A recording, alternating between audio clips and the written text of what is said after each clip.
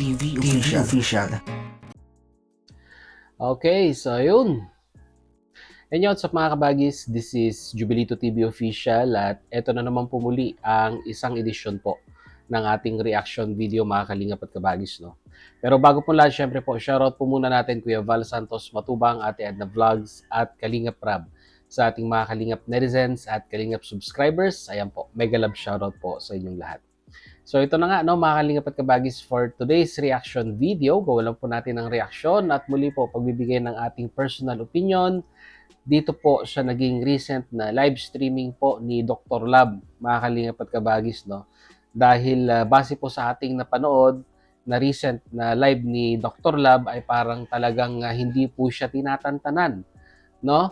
Ng mga bashers in despite of talagang 101% effort na kanyang ginagawa para lang po mas mapasaya, mabigyan ng ngiti ang community po ng EDSI, yung mga supporters po at mga sumusubaybay sa LT ng EDSI ay talagang ayan po, no, yung 101% effort na binibigay ni Dr. Lab ay lagi pong nandyan. So ang pinagtataka lamang po ni Dr. Lab, mga kalingap at kabagis, ay bakit nga hanggang ngayon ay talagang nahahanapan at nagagawan pa rin po ng issue ito pong founder po, no? Or sabihin na nating isa sa mga masugid na nag-o-organize nga, no, ng mga ikakatuwa, no? At ikakatuwa at ikagagalak, mga kalingap at kabagis, no, sa mga sumusuporta po dito po sa EDSI, no? Ewan ko ba, ang daming mga kalingap at kabagis, no? Ang dami talagang bashers ni Dr. Lab. Mabuti na lamang po talagang sabi nga po, no, ni Dr. Lab ay talagang sanay na siya, no, sa mga ganitong klase ng individual at hindi na po siya ganoon kaapektado, mga kalingap at kabagis, no. At dito may napansin lamang po ako na nabanggit niya po, no, regarding po, ayan, ito'y patungkol naman po sa nasabi niya po na di umano, mga kalingap at kabagis, ay yung pagpunta po, no, nila Vianse at ng kanyang pamilya recently dito po sa Maynila, no. Kung napansin niyo po yung latest na video upload ni Kalingap Rab ng EDSI, ay ito po yata yung pinapatungkulan ni Dr. Lab na kung saan di umano, sabi niya po, mga kalingap at kabagis, ay meron yatang nangako sa kanya or sabihin na nating nagbigay ng sabihin na nating guarantee, ayan, na di umano, mga kalingap at kabagis, ay sasagutin daw po, no, yung parang pinaka gastusin, no, or nagastos po doon po sa service ni Dr. Lab. Hindi po ako nagkakamali, mga kalingap at kabagis, no, yung pamilya nila Vianse at si Vianse po, no, ay sila Dr. Lab po ang nagdala niyan sa Maynila, no? Through instruction na rin po ni Kalingap Rab.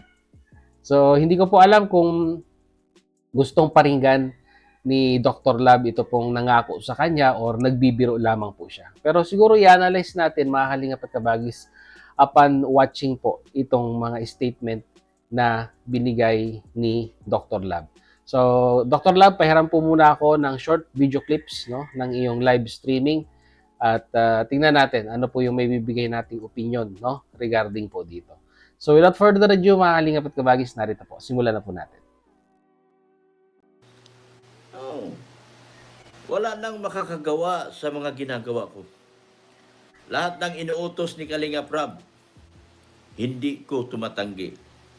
Dalhin mo ang pamilya ni Vianse? Yes, dinala ko. Oh, dalhin mo sila lahat, ipakita mo sa kanila yung Maynila, dinala ko.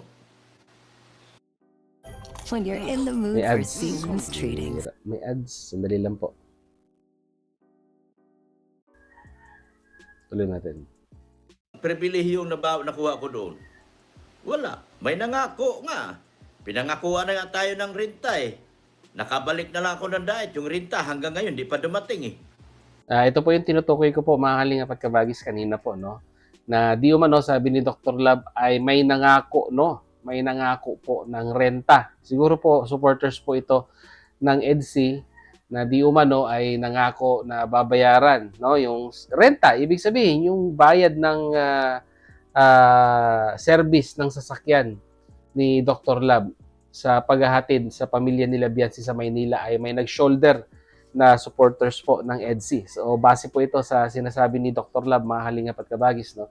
Pero nakauwi na nga daw po ng diet, pero hanggang ngayon ay parang siguro po ay hindi po nagpaparamdam ito pong nangako na ito. No? O, sige, pagpatuloy natin. Oh, may nangako nga ng renta sa atin eh. Oh, ni singkong duling, awa ng Diyos, nagbalik na lang ako ng diet. Yung renta, wala pa rin. Yun lang. Oh, ang usapan ay usapan. Patay Correct. nang nag-usap, buhay pang usapan.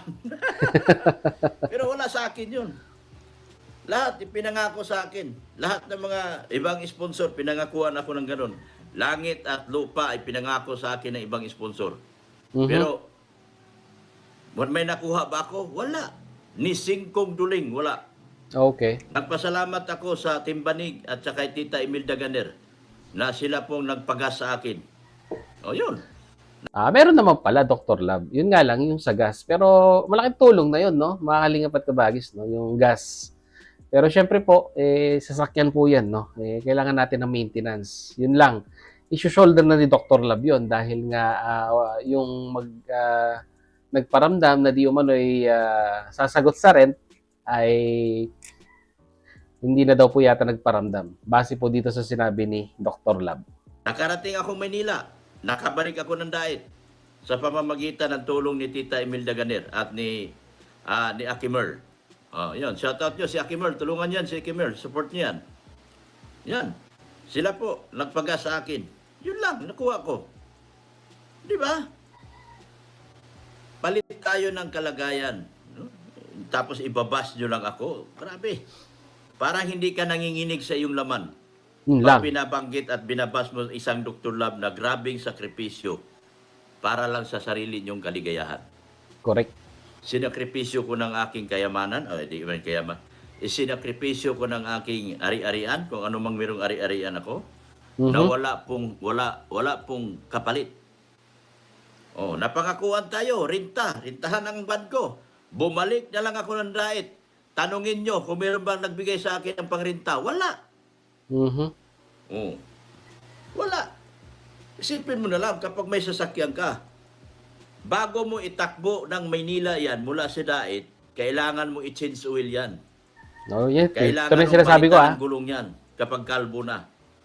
Kailangan mo i-condition yan.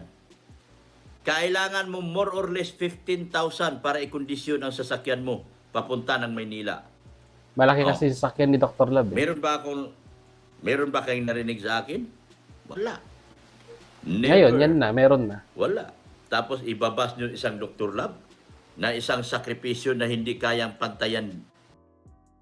Dali lang po Wait lang. Tuloy natin.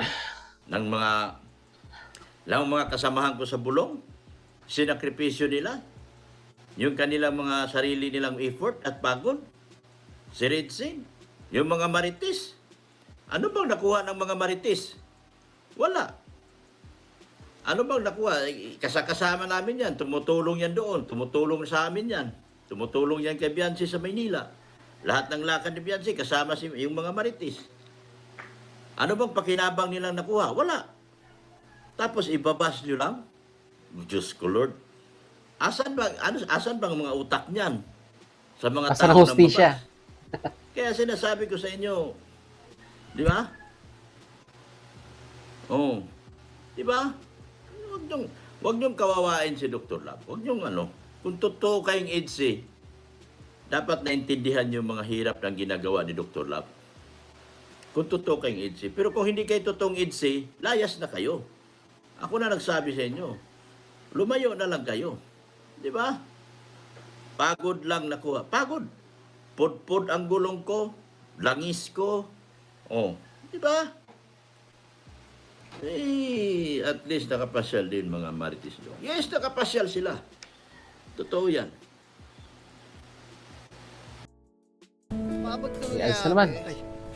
Tay.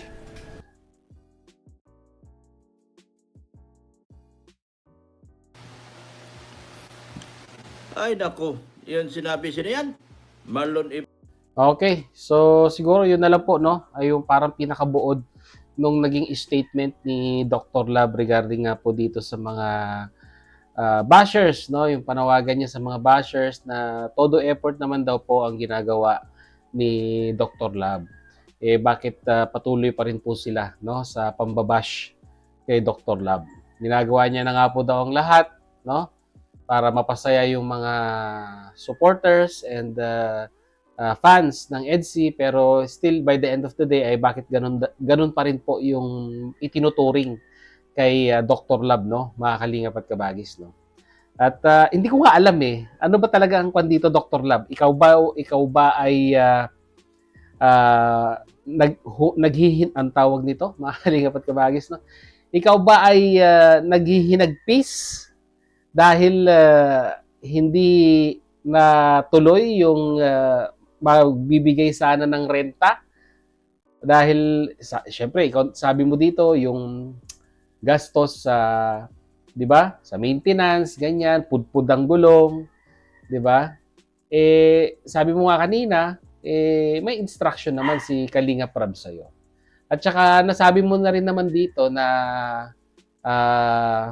yun nga, no, ang balik lang talaga dito kay Dr. Lab at sa mga kasamahan niya ay yung maibidyo, no, at mai-content itong si Beyonce. Na kung saan, mga kalingap at kabagis, ay ito na yung parang pakonsuelo ika nga, no, kay Dr. Lab sa paggamit ng kanyang serbisyo, no. Madala yung pamilya nila Beyonce at sila Beyonce sa Maynila. Ang kapalit po noon ay syempre po yung mai-content na at mai-video yung mga BTS ika nga ni Dr. Lab dito po sa pamilyang ito. Yun na lang po yung parang pinaka-pakonsuelo kay Dr. Lab, no? Mga kalingap at kabagis, no?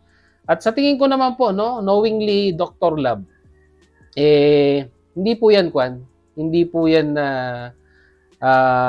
magrereklamo, no?